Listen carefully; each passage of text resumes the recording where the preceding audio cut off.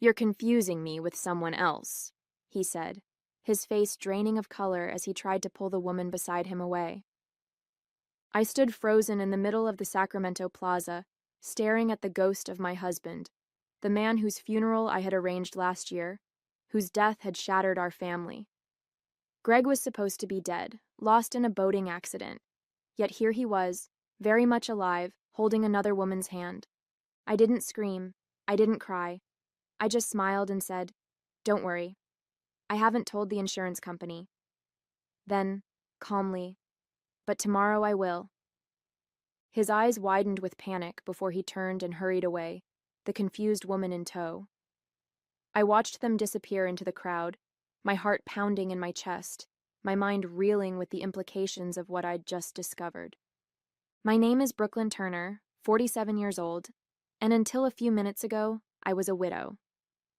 For the past year, I've been raising our 2 children alone in Boise, Idaho, working as a high school guidance counselor and trying desperately to help my kids heal from the loss of their father. I've spent countless nights crying myself to sleep, wondering how I would manage without him, believing he had died in a tragic accident. The police report had been clear. His boat had been found splintered on the rocks near the shore of the reservoir where he often went fishing. His belongings were scattered through the wreckage. His wallet, his phone, his favorite fishing hat. But they never found his body. The currents can be unpredictable, they told me. Sometimes the victims are never recovered. I had accepted it. I had arranged a memorial service. I had helped our children, Ethan, 16, and Zoe, 14, process their grief. I had filed the insurance claim, grateful for the financial security the $750,000 payout provided as we adjusted to life without him. But now, everything I thought I knew had been a lie. As I walked numbly back to my hotel, my phone buzzed with a text from my colleague at the education conference I was attending.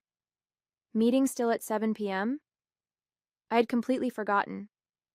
How could I sit through a professional development dinner when my entire world had just been upended? I texted back a quick excuse and returned to my room, my mind racing. What should I do? Call the police? The insurance company? Our children? I slumped onto the bed and opened my laptop. With trembling fingers, I began searching for information about insurance fraud investigations. As the screen loaded, I noticed an email notification, an alert from our joint credit card account that I'd kept open after his death. The subject line read, "Unusual activity detected on your account." What else had Greg been hiding? Greg and I met 20 years ago in Portland, where he worked as a financial advisor, and I was finishing my master's in counseling. His charm was irresistible. He was attentive, ambitious, and seemed genuinely interested in my dreams. We married after a year of dating and moved to Boise when he was offered a position at a prestigious investment firm. Our early years were blissful. We bought a modest house in a good school district, welcomed our children, and built what I thought was a stable life together. Greg worked long hours while I dedicated myself to raising Ethan and Zoe, eventually returning to work as a school counselor once they reached elementary school. There were signs looking back that I should have questioned. Greg's occasional unexplained absences that he attributed to client meetings or fishing trips, the strange phone calls that would end abruptly when I entered the room, the gradual emotional distance that grew between us over the years. But I trusted him. Even when our marriage hit rough patches, I never imagined he could be capable of such elaborate deception. The night before his accident, Greg had been unusually affectionate. He made dinner for the family, a rare occurrence, and suggested we plan a vacation for the following summer. "Life's too short," he'd said. "We need to make more memories together." The next morning, he kissed me goodbye and told me he loved me before heading out for a day of fishing. It was the last time I saw him, until today in Sacramento, 12 months later. After his disappearance, I discovered how little I truly knew about our finances. Greg had separate accounts I wasn't aware of. There were investments I didn't understand and debts I never knew existed. I had to hire a financial advisor just to sort through the mess he'd left behind. The life insurance policy had been my salvation, a $750,000 payout that allowed me to clear our debt, put money aside for the children's college funds, and maintain some semblance of financial stability. I had been grateful for Greg's foresight in maintaining such a substantial policy. Now I wondered if it had been part of his plan all along. In the weeks after the accident, there had been moments when I questioned the official story. A rental car charge on our credit card statement dated 2 days after his disappearance that the company claimed was an error. A mutual friend who thought he spotted Greg at a gas station near the Oregon border a week after the memorial service. The fact that his passport was never found among his belongings. Each time, I dismissed these inconsistencies as grief playing tricks on my mind. I wanted to believe in the simplest explanation. My husband was dead, and I was a widow left to pick up the pieces.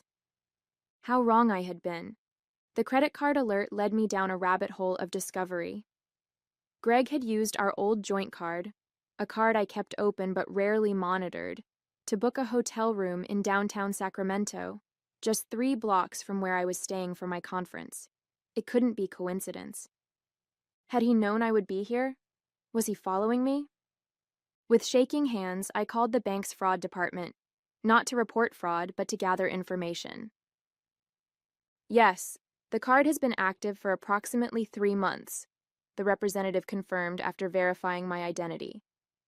There have been charges in Sacramento primarily, but also in Reno and San Francisco. 3 months. He'd been using this card for 3 months, and I hadn't noticed because I'd been focused on rebuilding our lives. I thanked the representative and hung up, then immediately logged into the account to review the charges. Restaurant bills for 2, jewelry store purchases, tickets to shows and sporting events.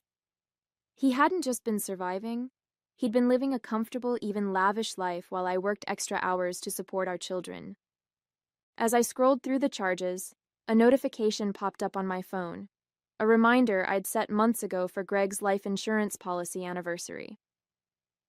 The cruel irony made me laugh bitterly. Tomorrow marked exactly 1 year since the policy had paid out. Was that why he was in Sacramento? Was he planning to disappear again, this time with his new girlfriend, before anyone could discover his deception? I paced the hotel room, oscillating between rage and calculation. If I reported him to the authorities immediately, would they believe me? What evidence did I have beyond a brief encounter in a crowded plaza? Even the credit card charges only proved someone was using the card, not necessarily Greg himself. I needed more. I needed irrefutable proof. Taking a deep breath, I opened my laptop again and searched for private investigators in Sacramento. I found one with good reviews and called immediately. I need surveillance on someone, I explained, my voice steadier than I expected. I have reason to believe my supposedly deceased husband is alive and staying at a hotel downtown. The investigator, a woman named Veronica, didn't seem fazed by my bizarre request. I can start tonight, she said. Send me a photo and any information you have on his current appearance and whereabouts. I sent Greg's most recent photo from before his death, along with the hotel information from the credit card statement. Then I waited, checking my phone compulsively for updates. At 11:23 p.m., my phone buzzed with a message from Veronica. Target located. Entering hotel with female companion. Sending photos now. The images appeared on my screen moments later. There was no doubt. It was Greg, his arm around a blonde woman I'd never seen before. They were laughing as they entered the hotel lobby, carefree and untroubled by the lives they'd destroyed. Something hardened inside me. The shock and disbelief that had carried me through the day crystallized into resolve. Greg hadn't just faked his death. He'd stolen a year of my life, traumatized our children, and committed federal fraud in the process. He would pay for what he'd done. By morning, Veronica had compiled a substantial dossier on Greg's movements. She'd tracked him to a rented apartment in Sacramento, discovered he was using the name Andrew Miller, and confirmed he'd been working at a small investment firm for the past 6 months. "What do you want to do with this information?" she asked when we met for coffee. "Go to the police?" I shook my head. "Not yet. I need to understand why he did this first, and I need to secure evidence that will hold up legally." "That's smart," Veronica nodded. "Insurance fraud investigations can get complicated. Without solid proof, it could become your word against his. She was right. If I mishandled this, Greg might find a way to wriggle out of consequences. I couldn't let that happen, not after what he'd put our children through. I need to confront him directly, I decided. Somewhere public, with witnesses and surveillance cameras. Veronica frowned. That's risky. He could flee once he knows you're onto him. He won't, I said, surprising myself with my certainty. His ego won't let him. Besides, I have leverage he doesn't know about. The leverage was simple. I hadn't told anyone about seeing him. Not the insurance company, not the authorities, not even our children. As far as Greg knew, I was still processing the shock of our encounter, giving him time to disappear again. But I had no intention of letting that happen. I spent the day formulating my approach, rehearsing what I would say. By evening, I had my plan. Veronica's surveillance confirmed that Greg and his girlfriend had dinner reservations at an upscale restaurant downtown. It would be the perfect setting for our confrontation. I dressed carefully in a black dress Greg had always loved, applied makeup to look polished, but not overdone, and made my way to the restaurant. My heart hammered in my chest as I spotted them through the window, laughing over glasses of wine. Taking a deep breath, I entered the restaurant and approached their table. Mind if I join you? I asked pleasantly. Greg's face went ashen. Brooklyn, he stammered. What are you doing alive? I finished for him. I could ask you the same question. The blonde woman looked between us, confusion evident on her face. Andrew, who is this? Andrew? I raised an eyebrow. Is that what you're calling yourself now, Greg? You need to leave, Greg hissed, standing up abruptly. You're making a scene. Oh, I haven't even started making a scene, I replied calmly, taking the empty seat at their table. Please, introduce me to your friend. The woman extended her hand hesitantly. I'm Jennifer, and you are? Brooklyn Turner, Greg's wife, or widow, according to the death certificate. Jennifer's eyes widened. What? Andrew, what is she talking about? Greg grabbed Jennifer's arm. She's confused. Let's go. I'm not confused, Greg, but I understand why Jennifer might be. I turned to her. Did he tell you he was divorced? Or did he create a whole new backstory when he faked his death and abandoned his family? Jennifer pulled away from Greg's grasp. Is this true? The restaurant had gone quiet, other diners watching our drama unfold. Greg looked trapped, his eyes darting around as if searching for an escape route. It's complicated, he finally said. Allow me to uncomplicate it, I offered. 1 year ago, my husband faked his death in a boating accident. Our 2 teenage children spent months in therapy, dealing with their grief. I buried an empty casket while the insurance company paid out $750,000 in life insurance benefits. And apparently, while we were mourning, he was building a new life with you under a new name. Jennifer stood up, shaking her head in disbelief. You're married? With children? You told me you'd never been married before. Jennifer, please, Greg pleaded, reaching for her hand. I can explain everything. But Jennifer was already backing away, grabbing her purse. Stay away from me, you pathological liar. She turned to me. I had no idea. I'm so sorry. As Jennifer rushed out, Greg's face contorted with rage. Are you happy now? He snarled at me. You've ruined everything. No, Greg, I replied evenly. You did that all on your own. After Jennifer's dramatic exit, Greg slumped back into his chair, eyes darting nervously around the restaurant at the many witnesses to his humiliation. Keep your voice down, he muttered. This doesn't concern anyone else. Funny, that's exactly what I thought about our marriage, I replied. Until you turned it into an elaborate fraud scheme. The waiter approached cautiously, sensing the tension. Is everything all right here? Just a family reunion, I said with a tight smile. We'll need a moment. After the waiter retreated, Greg leaned forward. Look, I know this looks bad. Bad? I laughed without humor. It's insurance fraud, Greg. It's abandonment. It's years in federal prison.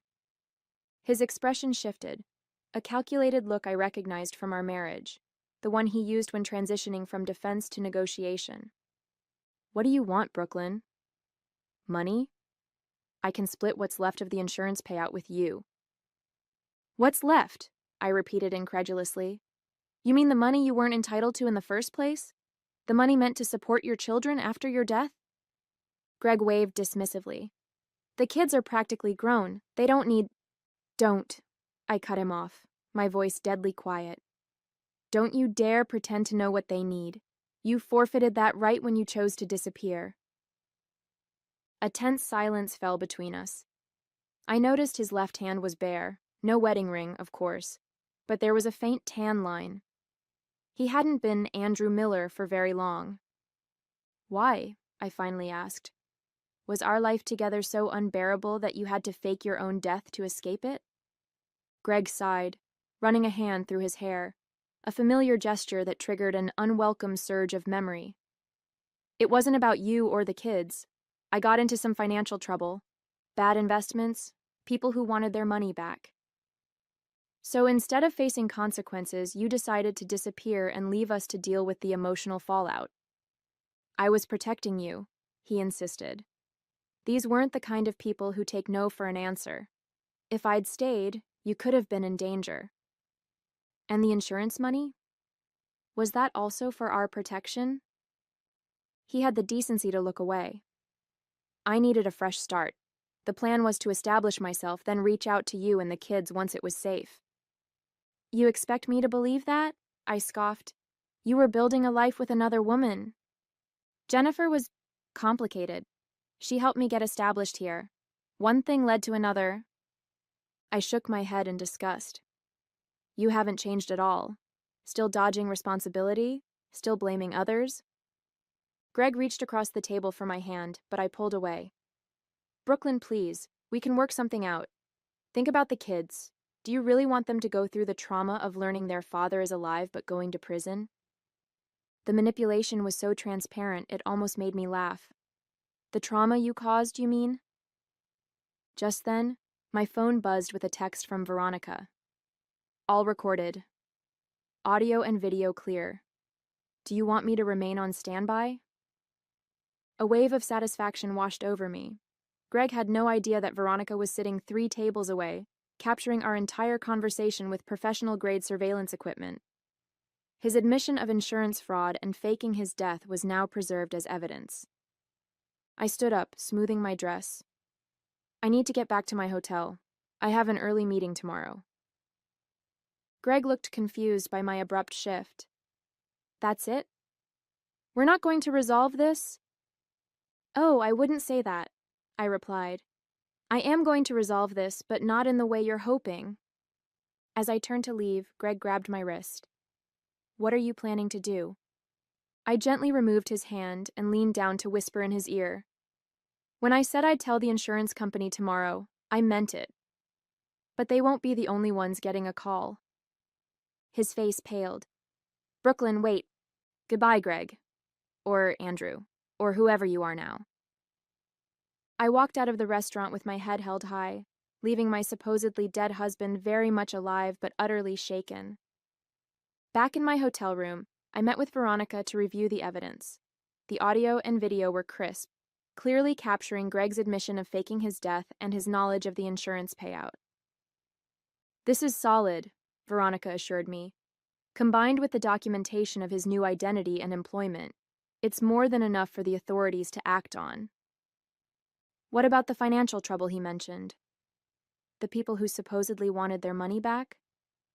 Veronica nodded. I can dig deeper into that. If there's truth to it, it could add another dimension to the case. I hesitated, a nagging doubt surfacing. What if Greg had been telling the truth about protecting us from dangerous people? Was I potentially putting our children at risk by exposing him? Let me make some discreet inquiries, Veronica suggested, sensing my concern. I have contacts who can verify if there were any serious threats against him before his disappearance. I agreed, then called the educational conference to excuse myself from the remaining sessions. This situation required my full attention. Next, I contacted a lawyer friend in Boise for a recommendation in Sacramento. By morning, I had an appointment with a well-respected attorney specializing in insurance fraud cases.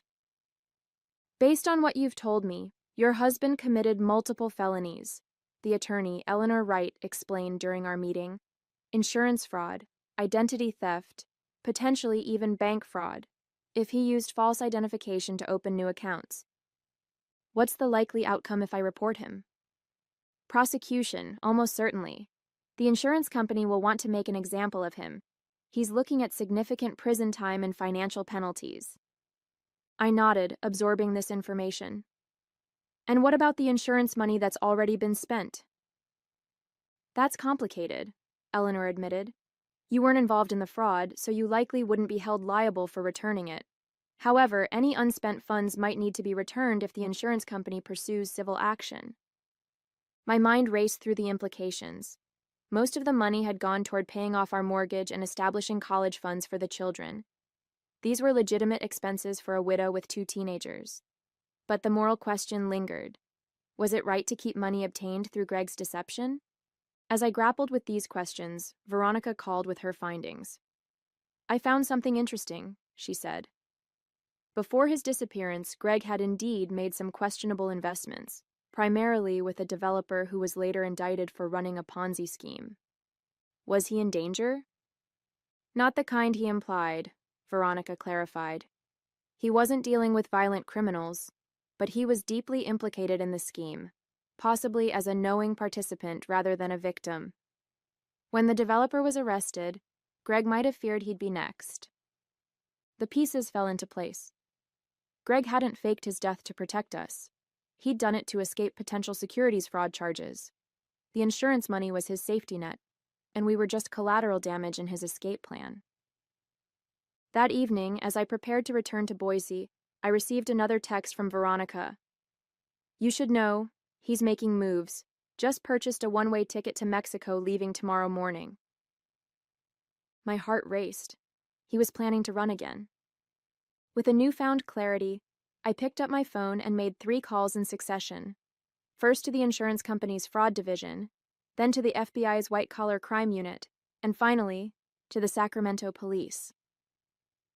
My name is Brooklyn Turner, I said each time. I need to report that my husband, who was declared dead last year, is actually alive and attempting to flee the country. As I hung up from the final call, a strange calm settled over me. Whatever happened next, whatever challenges awaited me and my children, we would face them with the truth, however painful it might be. Greg's days of running were over. They arrested Greg at the airport the next morning. I watched from a distance as officers approached him at the check-in counter, his face contorting in shock as they handcuffed him and read him his rights. The woman from the FBI's white-collar crime unit nodded at me respectfully as they led him away. I expected to feel triumphant or at least vindicated, but what washed over me instead was a profound sadness for what could have been, for the life we'd built and the trust he'd shattered. The days that followed were a whirlwind of legal proceedings. The insurance company launched an immediate investigation, freezing the remaining funds from the policy payout. The FBI expanded their inquiry to include Greg's professional activities before his disappearance, particularly his connections to the Ponzi scheme Veronica had uncovered. Through it all, I had to prepare for the hardest conversation of my life, telling Ethan and Zoe that their father wasn't dead after all. I flew home to Boise, arranging for a family therapist to be present when I broke the news. Dad is alive? Ethan repeated, his voice hollow with disbelief. How could he do this to us? Zoe cried, her body shaking with sobs. We mourned him. I held them both as they cycled through shock, anger, and confusion. The therapist guided us through the initial emotional storm, helping them process the unthinkable betrayal. We decided together that they would wait before seeing Greg. They needed time to understand their own feelings first. News of Greg's resurrection, spread quickly through our community. Neighbors and colleagues rallied around us, offering support and shielding us from the media attention that briefly engulfed our lives.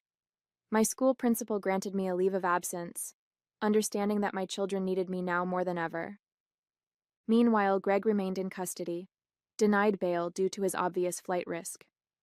His new identity as Andrew Miller unraveled quickly under investigation, revealing a carefully constructed paper trail that began months before his staged accident.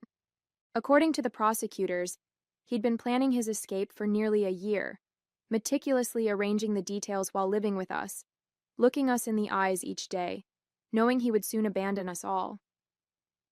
6 months later, I sat in the courtroom as Greg pleaded guilty to multiple charges, including insurance fraud, identity theft, and wire fraud. His legal team had negotiated a plea deal to avoid the maximum sentence, but he still faced 8 years in federal prison and restitution payments to the insurance company. Before the judge delivered the final sentence, Greg was permitted to address the court. He turned toward me in the gallery, his face haggard from months in detention. "I never meant to cause so much pain," he said, his voice breaking. "I convinced myself I was protecting my family, but the truth is, I was protecting myself. Brooklyn, Ethan, Zoe, I know an apology isn't enough, but I am truly sorry." The judge was unmoved by his performance. "Mr. Turner, you committed a calculated fraud that caused immeasurable emotional damage to your family and significant financial damage to the insurance company. Your remorse, while noted, does not mitigate the severity of your actions." As they led Greg away to begin his sentence, he looked back at me one last time. I held his gaze steadily, neither acknowledging his apology nor expressing anger. He had chosen his path. Now we would forge ours without him. Outside the courthouse, reporters asked how I felt about the verdict. "Justice was served," I said simply. "Now my children and I can truly begin to heal." Today, 1 year after discovering Greg alive in Sacramento, our lives have found a new rhythm. The insurance settlement was eventually resolved, allowing us to keep the funds used for the mortgage and children's education, which the company acknowledged were legitimate needs of a family who believed they had lost their provider. Ethan is now in his first year of college, studying psychology with an interest in trauma and resilience. Zoe has become an advocate for fraud awareness at her high school, turning our family's painful experience into an opportunity to help others.